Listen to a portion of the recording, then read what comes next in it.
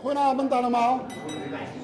We gaan hier nou even zitten, lekker tezamen en even een klein beetje praten. En dan gaan we eten. Alsjeblieft, kom maar binnen. Goedenavond. Eerste ding dat we gaan doen vanavond is Chanukka, is de tweede kandidaat van Chanukka. Een candle van Chanukka. Hoe zeg je dat? Laat licht. Ja, en de bracha. En ik geef de bracha. Ik geef de bracha. Bracha is blessing. Oké? So, je moet niets doen. Ja. Erg stout. Als dat niet zien, dat gaat. Baruch atah Adonai, Eloheinu melech haolam, שעשה ניסים לאבותינו, בימים ההם בזמן הזה. אמן. ברוך אתה אדוני, אלוהינו מלך העולם, שקידשנו וציוונו במשלותיו, וציוונו להדליק נר של חנוכה. מעוז צור ישועתי, לך נאה לשבח, תיקום בית תפילתי, ושם תודה נזבח, לתכין מטבח, מצרם נבח, אז אגמור בשיר מזמור, חנוכת המזבח, אז אגמור בשיר מזמור, חנוכת המזבח.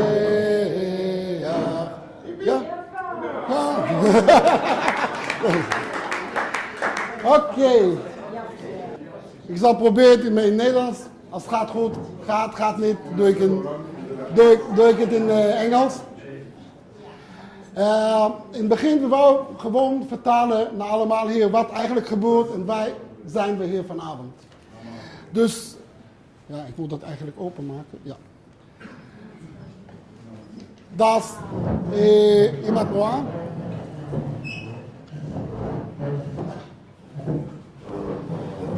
Later, we zullen allemaal, ik geloof dat jullie hebben allemaal ontmoet. Maar onze moeder Lia, met haar moeder Betty, met onze grootmoeder, wij noemen oma, we ondergedoken. En alles dat begint in mei 1940, als de Duitsers naar Nederland gekomen. En dan al de problemen begaan. 1942, dat is een foto van Felix en Betty en Lia. Felix is de vader van mijn moeder. En ze waren in Groningen. En dat. Ja. In 1942 was Felix gestuurd naar Westerburg.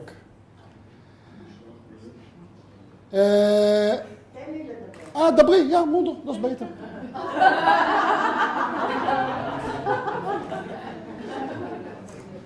Ik zei dat mij wat te dit is een foto, mijn vader was al in Westerburg. En mijn moeder kon dus een foto sturen naar hem met een brief. En toen zijn we naar een fotograaf gegaan. En dan zitten we dus om gefotografeerd te worden. En mijn moeder die was zo verdrietig dat ze begon te huilen om deze foto te laten maken. En toen ik mijn moeder zag huilen, heb ik meegehaald. Dus je ziet twee verdrietige gezichten.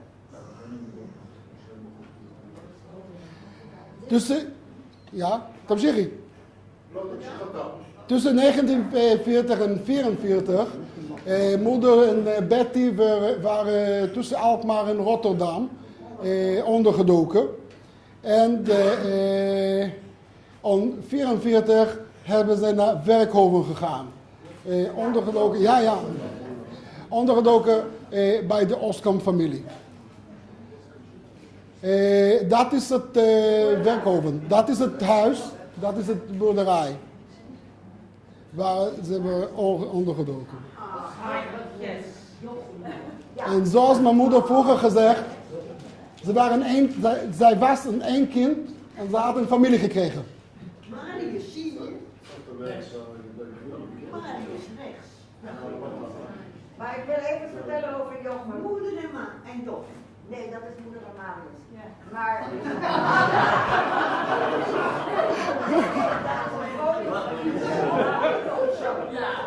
Maar ik wil even vertellen over... Thanks, guy. Ik wil even vertellen over Jochem was de lieveling van mijn moeder. Niet te zeggen tegenover de andere kinderen. En Marius was er nog niet. En mijn moeder, hij was echt de lieveling van mijn moeder. En dan nam ze hem op schoot. En dan zat ze vrij, vrij, vrij. De anderen kunnen het niet leiden. Ja, Marius was aan de andere kant, rechts. Ja. En dit is de moeder met de Marius. Ja, nou, dit is Dat is...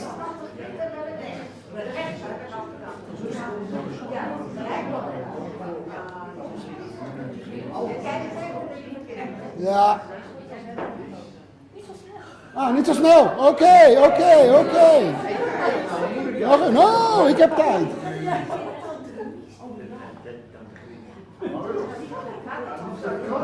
Ze hebben meer van een eenzaam kind tot een gezin. Ja. Ja, want ik heb jullie altijd op mijn familie. Dus nog een keer van een hele kind. Ik weet helemaal niet wie is dat. Hoe zijn jullie Oskams? Door het verzet.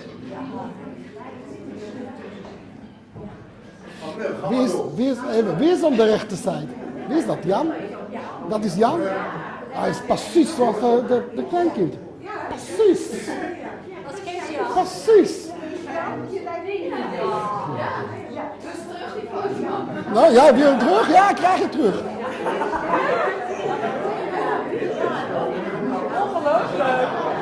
Kijk daar, die daar.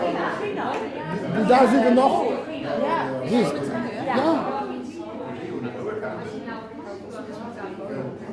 Oké, mag ik? Ja.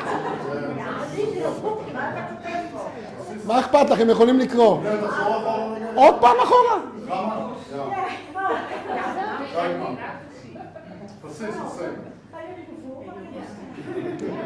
Jullie kunnen dat allemaal krijgen door het e-mail. De hele presentatie. Ja. Ja? Oké.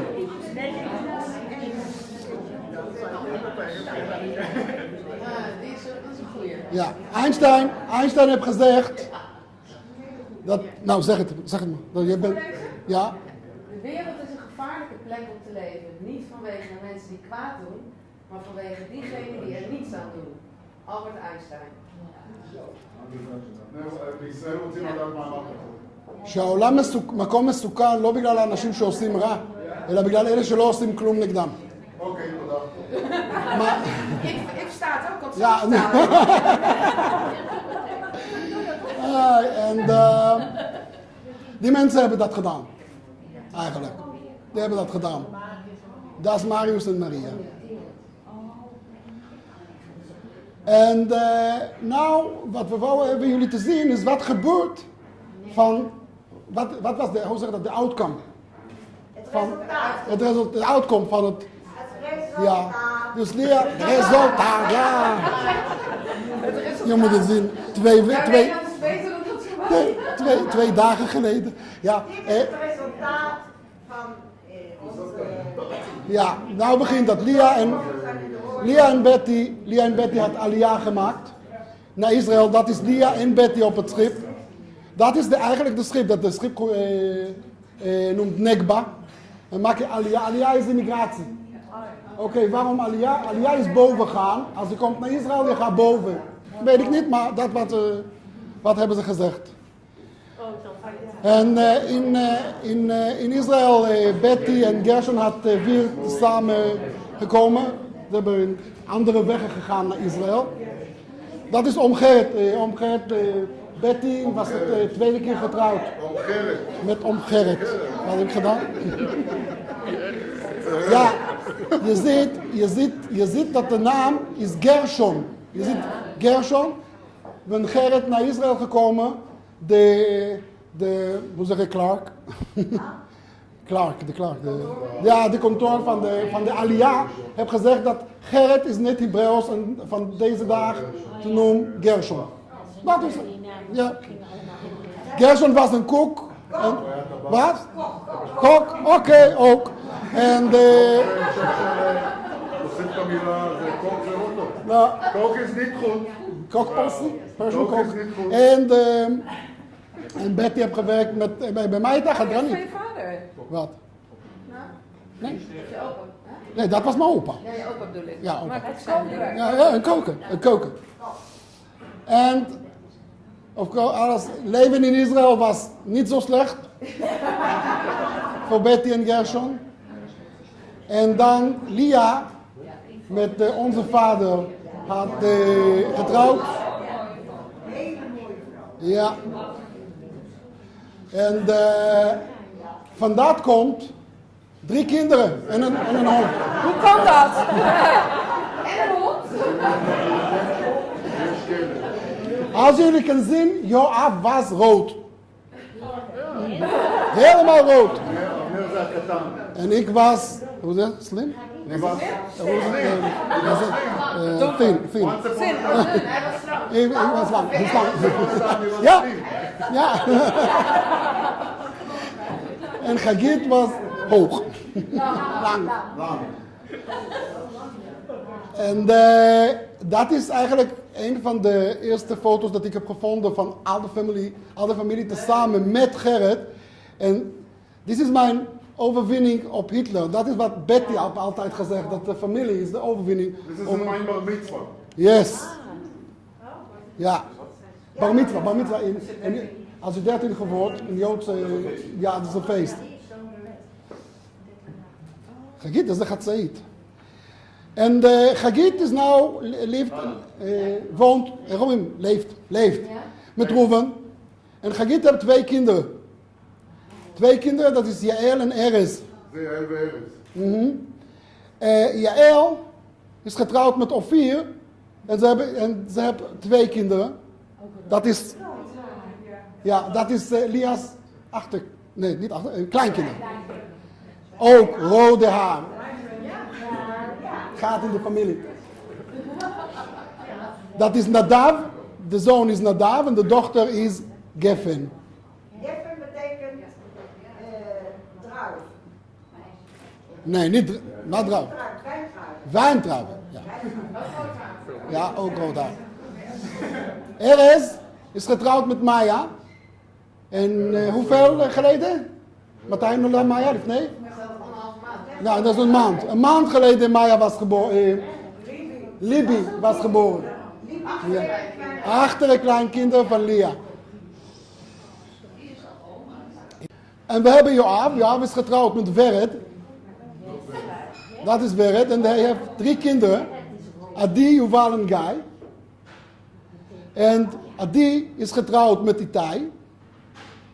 En Yuval en Guy nog niet. Maar dat komt nog. Kijk, was aan een overhoring. Ja. Wie heeft er opgelet? Guy is in het militair. Guy is in het militair en Yuval is in de technion. in de technion. Ja. En Adi is an accountant, but she's now learning for nutrition as well. Ja. So she will make you on diet and take your money. En ik was getrouwd met Sarit, dat is mijn vrouw. En we hebben 2 dochters. Wat? Gescheiden?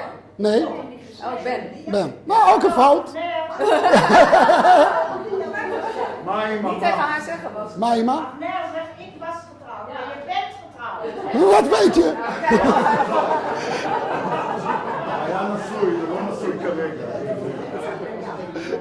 Ja, laag me allemaal. Ja, en ik heb 2 dochters. Noah en Hila. En zijn nog niet getrouwd, maar we wachten nog.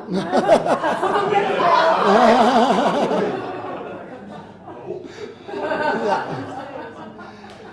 En zoals je kan zien, 20, oké. En gooit nog.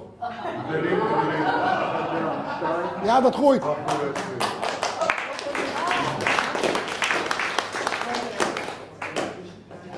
Nou, dat is de medaille dat we hebben gekregen vanavond. Oké. Ja. Manu, לחלק בבקשה. עכשיו אנחנו עוברים לנאום. תגיד. Nou, we hebben iets geschreven. אמא, יש לך משהו להגיד? תגיד. תגיד. לא, אני רוצה שתחזיק את הטלפון בשידור חי. שאני אחלק. We hebben iets geschreven. Dat is in Engels, want dat kan ik niet in Nederlands zeggen. Maar we hebben het in Nederlands ook gelaten. Hoe zeg je dat? Translated. Vertaald. En we moeten bedanken naar Willy. Dat heb ik gedaan. Willy heeft ook.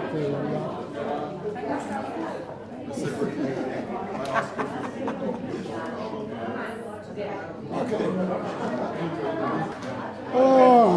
Samen? Ja, kijk wat samen.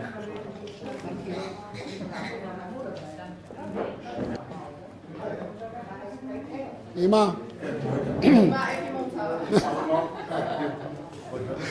Hoe zeg je dat mooi? Ima? Even luisteren. Ja, selectief luisteren. Ima? Ima? אני רוצה להתחיל?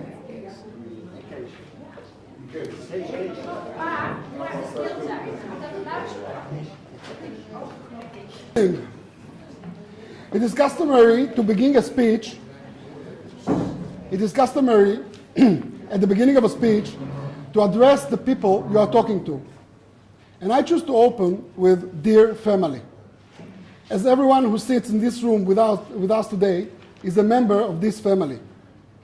Some are family by blood, some by marriage, and some are connected by a courageous act that ensures the Oskam and the De Jonge family will be connected forever.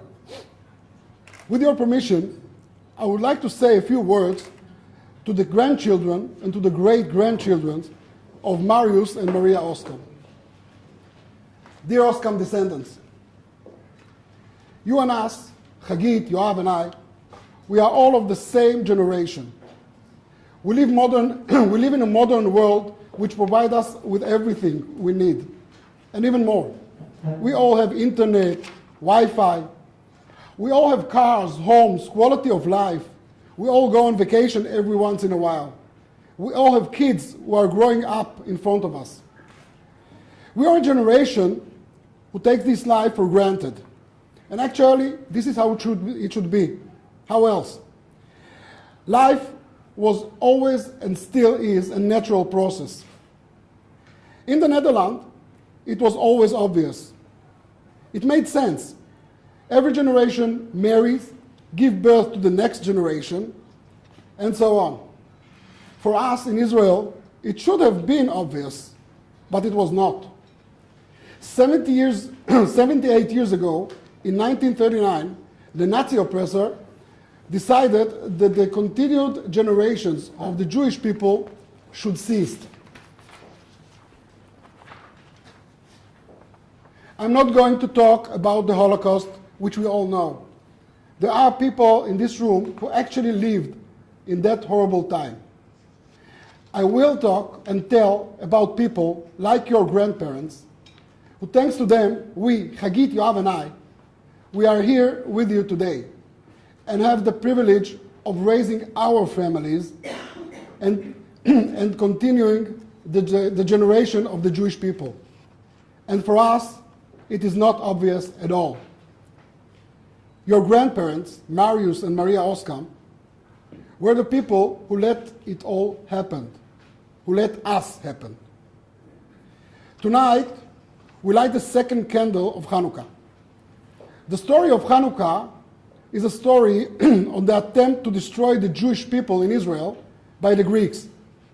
Such stories seen many times in the Jewish history, and most of the time the Jewish people fought for themselves and prevailed.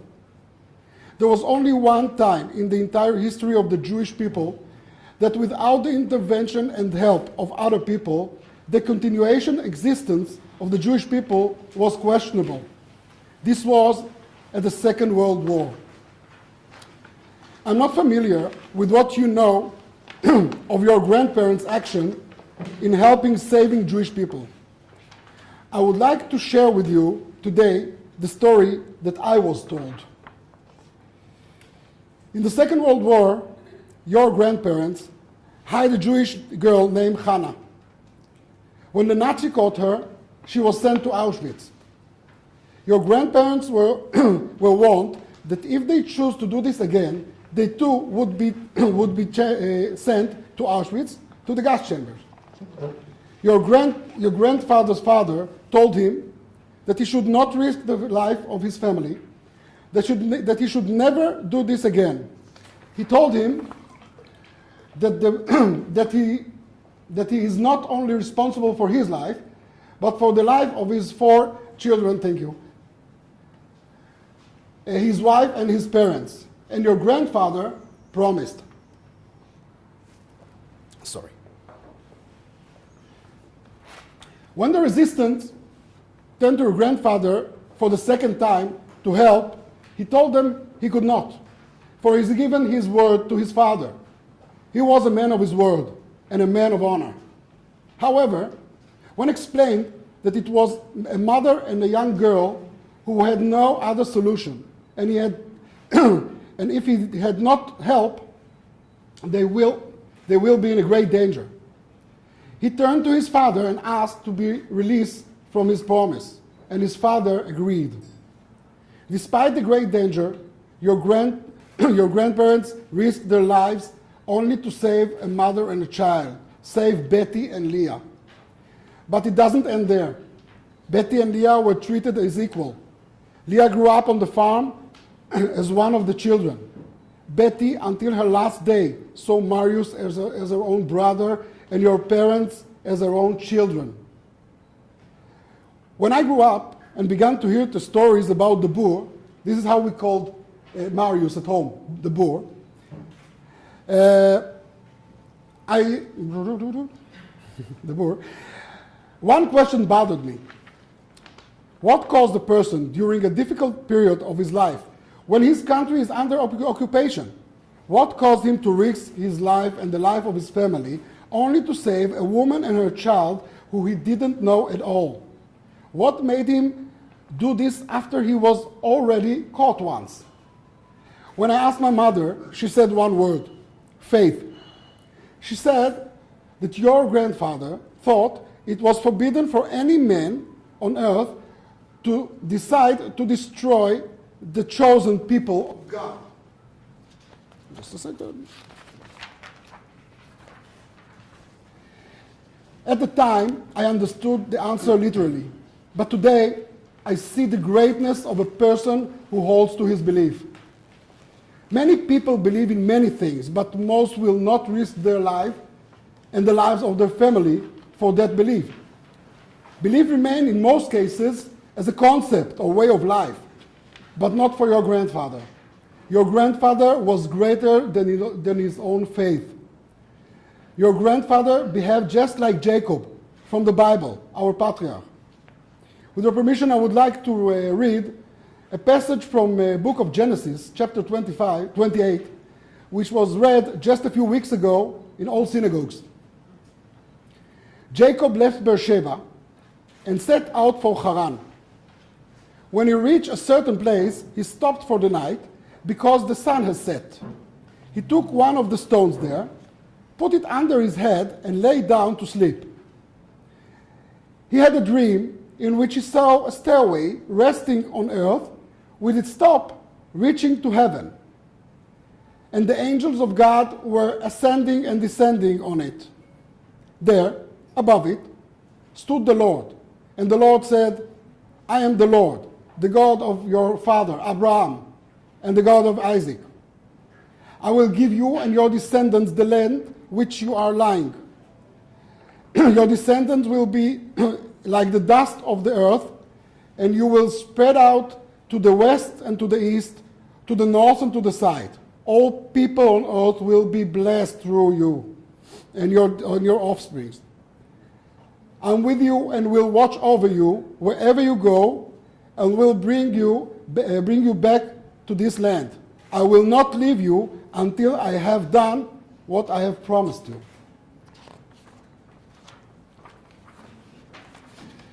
The passage from Genesis could be interpreted in many ways. I would like to talk about two common meanings. One is the simple and the obvious. God promised Jacob to protect him and all of his descendants. All of his descendants. This is the point where God makes the Jewish people the chosen one. The second interpretation speaks of the stairway, or in the Hebrew version, we call it Jacob's ladder. In the dream, the ladder feet are on the ground, and its head is in the sky. This ladder represents the correct way of living by men according to Judaism. A believer should have his faith in God while he makes his way through life on earth. In other words, person should practice his faith through interaction with other humans, and without that, his faith is incomplete. When I read chapter 28 in Genesis, I think of your grandparents, of Marius and Maria. I see your grandfather as Jacob, who was at the beginning of the chapter, was described as, I quote, sitting in tents, which means a simple person who ultimately becomes righteous, the father of the Hebrew nation. And thanks to him, the Jewish people continuing to exist in Israel. Your grandparents were righteous, and thanks to them, our family continues to exist in Israel. Dear family, not every day a person has the opportunity to say thank you. And I thank you for coming here and allowing me to do so. I thank Lia's cousin for always supporting her, from birth to wartime, with her aliyah to Israel, in times of joy and sadness. Thank you for keeping us in your life and for coming here today.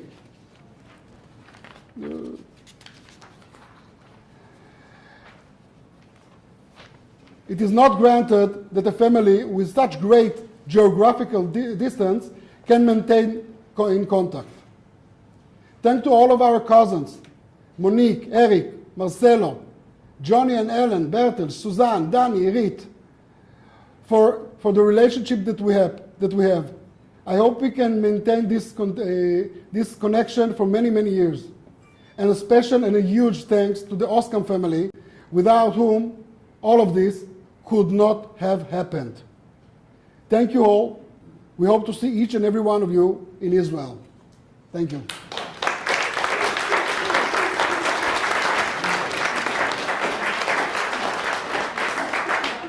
If there is anyone that wants to say anything, now is the time. Ja. Ja. Dat de drijfveer van mijn vader was om dat de wet van Lia te verwerken.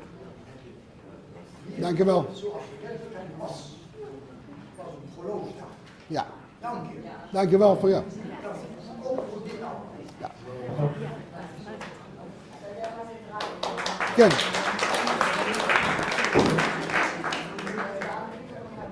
Kijk. Mensen, dat is de tijd waar, als je wil iets zeggen. Nou, ik heb geen speech voorbereid, maar omdat nu de tijd is, wil ik dit boek nog even aan Gagiet. Gagiet. Gagiet. Gagiet. Oh ja. Dit boekje met ja, kort verhaal erin. Dank je voor de waarheid. Het is een boekje dat is vorig jaar samengesteld met meerdere verhalen. Waaronder dus ook het verhaal zit erin van Joaf is nou weer live met de kinderen en de achterkleinkinderen. Ja.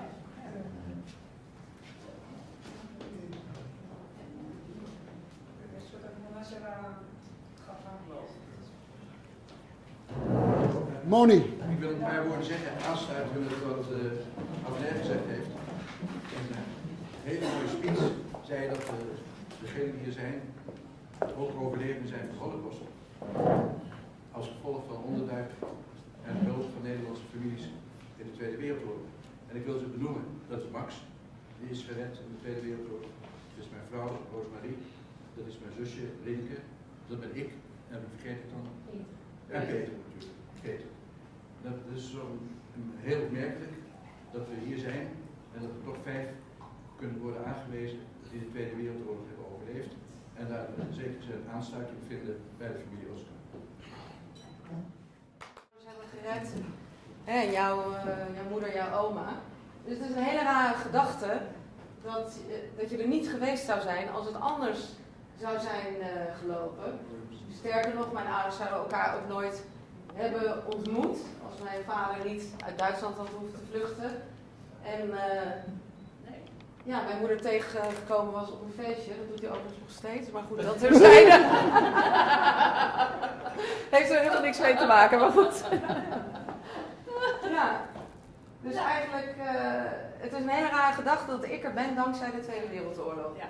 Ja. En ik werd gisteren gebeld door de Joodse Omroep om mee te doen aan een programma, om een reportage te maken. En ze wilden eigenlijk een reportage maken van iemand die Joods is, maar die ook toch lachend in het leven staat en toch iets moois van een leven heeft gemaakt. En waarbij het tweede generatiestukje er misschien wel is, maar niet meer het allerbelangrijkste is. En dat is mij toch wel na heel wat jaren gelukt. En ik hoop bij iedereen. Bij jou zeker, nee? Ja.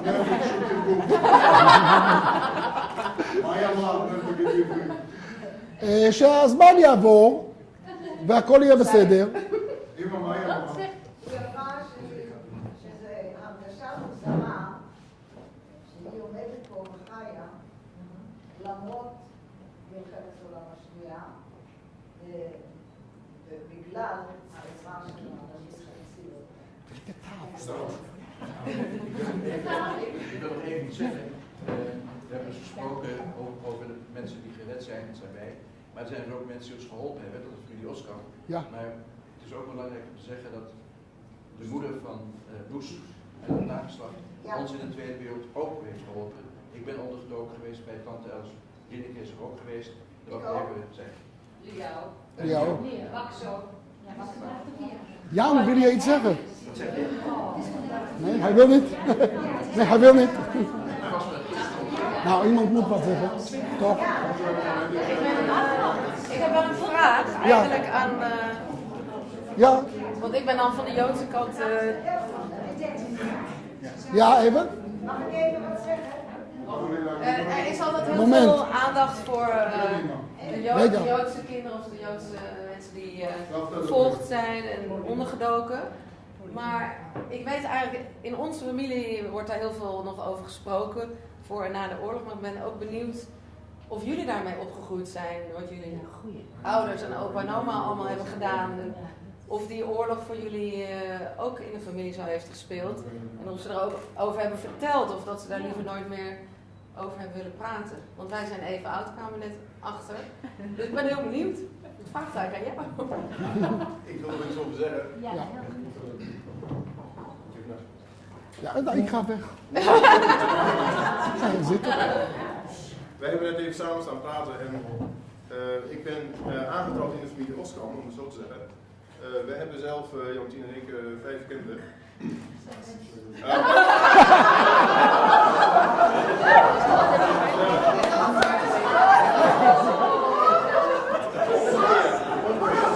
je 50 plus bent, dan heb je dat. Sorry.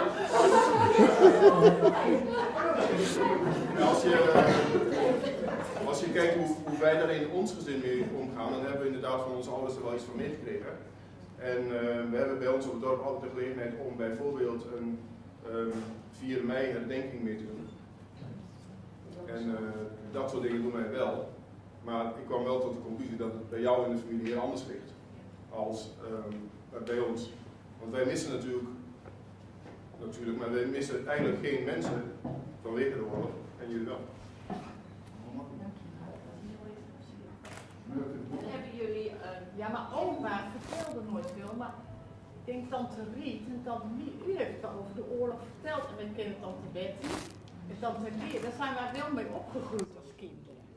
Dus het was ook wel weer een feest als ze kwamen hoor, dat was gek hè? Ja. Ze komen uit Israël. Dus eigenlijk hebben we ook wel een mooie kant gezien van al het leed wat er geweest is. Dat betekent dat ik ben dus een dochter, een kleindochter van opa, van Maris Oskam. Jullie hebben de mooie kant gezien, Ja, wij hebben eigenlijk. maar ook de dankbare kant. Ja, nou en opa is natuurlijk voor ons ook altijd een voorbeeld geweest. En nou, als je dit dan weer hoort, denk je, ja, zo was opa. Ja, zo moet een christen zijn. Maar ik denk dat ik dat wel meegekregen heb. Ja, eigenlijk te blij van de vervolging. Maar mijn moeder vraagt of ik nog even iets wil zeggen. Ja. Ik kan het zelf ook met je. Ja, ik kan het zelf. Prima, ja. Nee, ik geef de microfoon aan jou. Wacht even, er is nog eens spreken. Oh, Maar ik dacht, Heel even, ik vroeg mij af, jullie zijn zo geïnteresseerd allemaal in de Tweede Wereldoorlog. Of hier zijn alle jonge mensen, misschien zijn er nog bij die kinderen hebben op de lagere school gebracht. Ik ga namelijk naar scholen al 7 jaar om mijn oorlogsverhaal te vertellen. En niet alleen mijn verhaal, maar ook over de geschiedenis van de Tweede Wereldoorlog. Dus als er iemand is die zou zeggen, dat zou ik ook wel willen voor een van mijn kinderen, dan ben ik wel genegen. Zeer genegen om in te komen, naar de school in ieder geval. Dat is even een aanbod. Ja. Het was even een reclamespot. Ja. Maar het is een reclamespot die gewoon heel goed is voor het nageslacht. Jij doet het ook. Jij doet het in school, in Israël, in school, in het leger. Maar iemand die het zelf heeft meegemaakt moet oorlogsstrijd. En ik ben ook 84. Dus ik dacht van Even, aandacht. Even daarop. Ik heb ook meerdere scholen gezien, dus in mijn leeftijd heb meegemaakt. Dus als ervaring, dus mijn kennis overdragen op verschillende lagen. dat doet u ook. Ja, heb ik het verleden gedaan.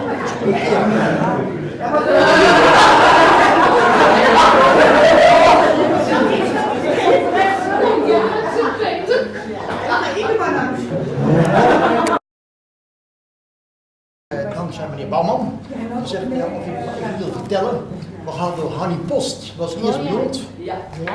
Dus Hannie Post ging naar kennissen. Mijn vader zei, gaat in die tarwe zitten. En dan zien ze je niet, want die wist dat er Russia zou komen. Ja. Hannie zegt, nee, ga naar familie. Dus Hannie werd onderweg opgepakt. Onder druk gezet door de ziekenheidsdienst. De ziekenheidsdienst kwam de volgende dag naar mijn vader. Mijn vader was niet thuis. Dat is ik ga ook vertellen. Maar mijn vader kon niet liegen. Dus die ging naar de dominee. Die zegt, nou zegt de dominee, dat is je eigen geweten, moet je zelf weten. Ik bid uw wijsheid toe. Juist, blij dat ik een zus heb. Ja, heel goed. Ik wens je wijsheid toe. Ja. Dus, en de ziekenheidsdienst is nooit meer geweest, tenminste niet naar aanleiding van dat geval. Ja. Desalniettemin, genomen. Ja, hij heeft net verteld, waarvoor hij dat gedaan heeft. Hij is een overtuiging natuurlijk, hè. Het uitverkoren volk van God. Dat voelde de Bijbelse geschiedenis. Hij zegt, dat is mijn plicht als christen.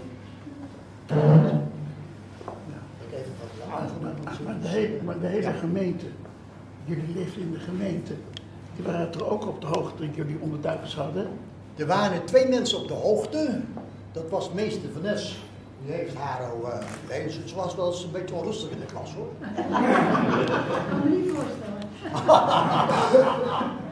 En ze zat met even kijken, de eerste 4 lokalen. We hadden 2 lokalen. Zij zat, ik zat wat hoger natuurlijk. Zeg, die wist het en de dominee wist het. En we hadden wel een knecht. Want soms hadden ze druk, dan zat je op de bank uit te rusten, koffie te drinken. En die zegt, baas, jij moet nooit geen Joden in huis nemen. Oh ja, heel goed.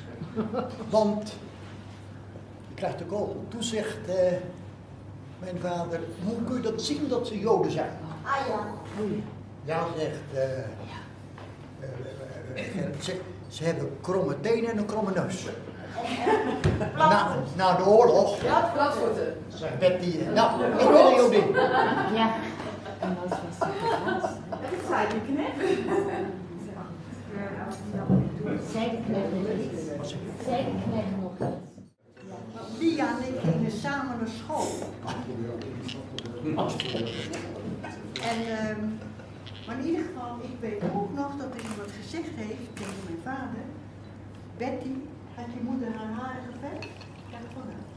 Ja, was haar haren geverfd? Ja. Maar ik weet ook nog dat er mensen zeiden dat kind Lia, dat verraden zaak. Jij was een echt Jodinnetje. Ja? Ja?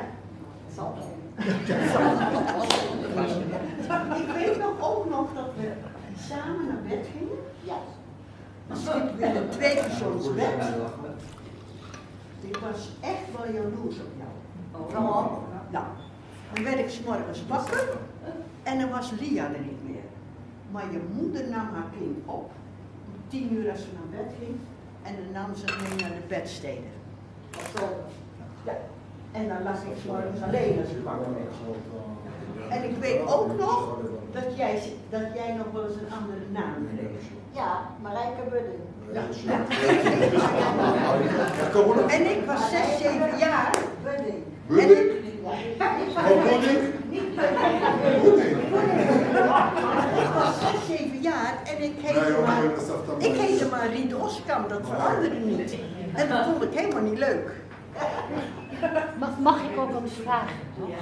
Want er wordt natuurlijk veel gepraat over het leed, en het was ook zo, wat Joodse kinderen en Joden na de oorlog hebben meegemaakt. Maar als je zo gewend bent aan een zusje, en dat is dan op een gegeven moment helemaal weg, Ja. hoe voelt dat? Dat moet toch in het gezin ook wat gedaan?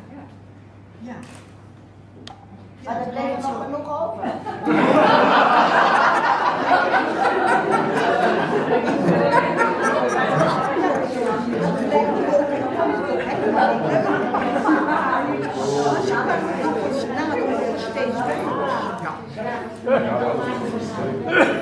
Ik heb het wel gehoord, ik wil met dat Betty weg.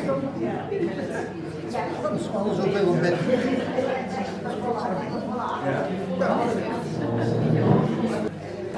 Er was een hongersnood in Nederland, dat weten jullie.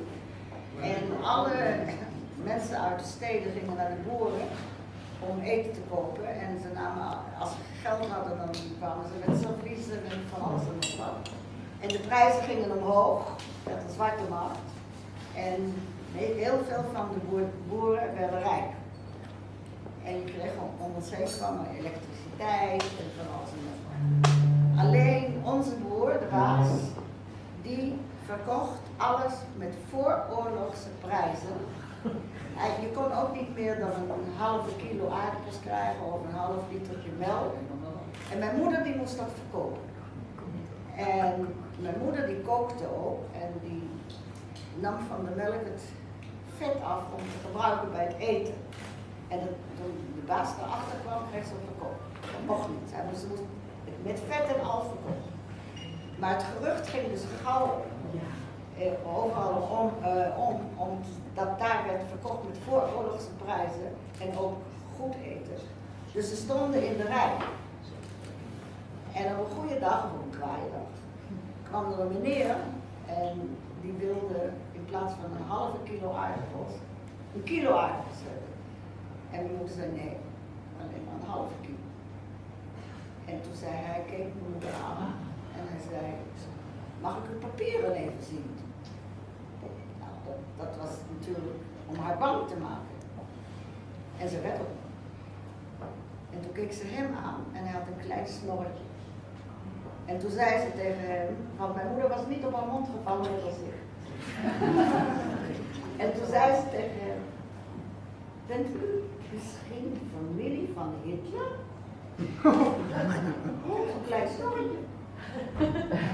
En daarom vraagt u naar mij.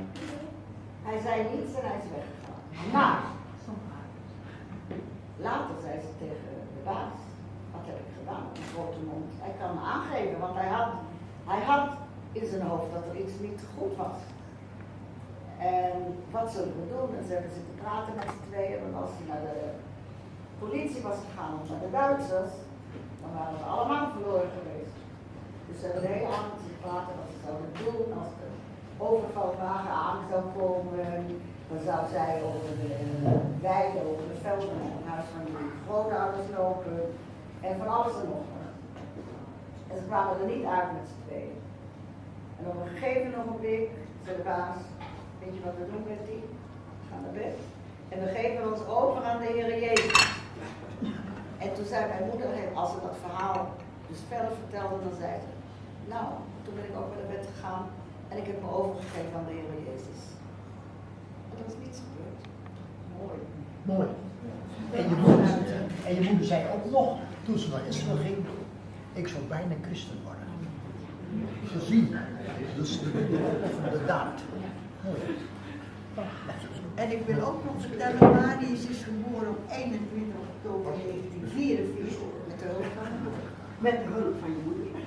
Ja, daar zit hij. En toen hij gedoopt werd, heeft tante Betty jou in de kerk gebracht. Ja. Dat kun jij je niet meer herinneren, hè, Marius? Dat was toch wel heel mooi. Ja. Heel mooi. Weet je dat? Weet je wat? Ja.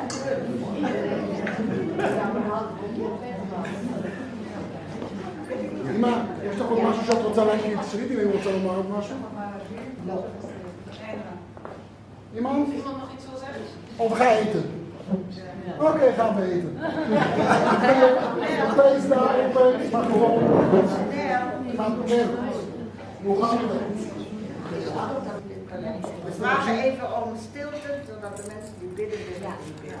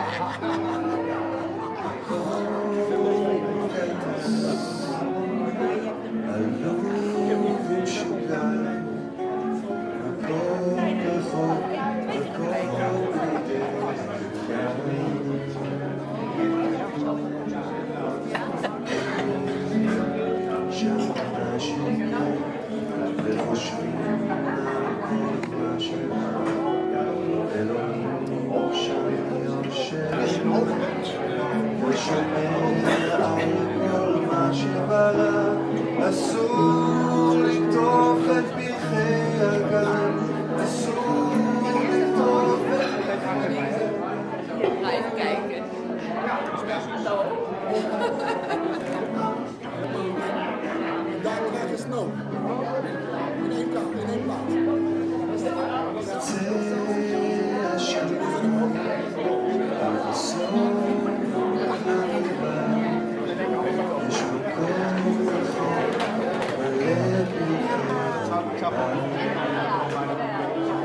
Ja, en ik is finaal dus.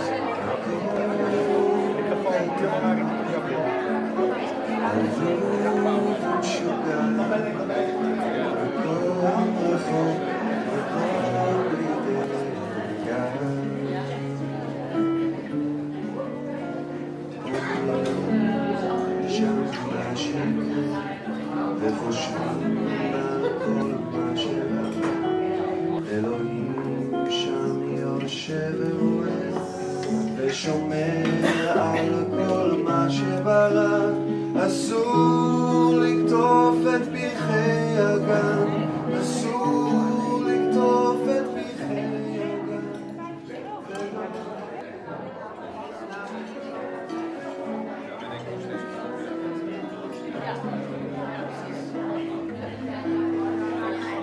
קצה השמיים ובסוף המדבר יש מקום רחוק מלא פרחי בר. מקום קטן עלוב ומשוגע, מקום רחוק, מקום בלי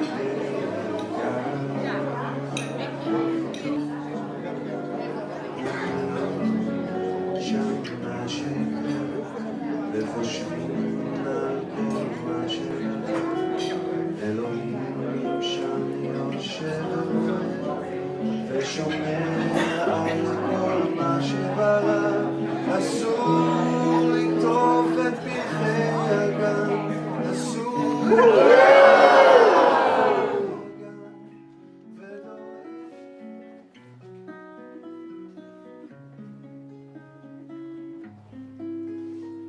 בקצה השמיים ובסוף המדבר יש מקום רחוק מלא פרחי בר. מקום קטן עלוב ומשוגע, מקום רחוק, מקום לדאגה. אומרים שם מה שיקרה וחושבים על כל מה שראה. אלוהים שם יושב ורואה ושומע על כל מה שברא. אסור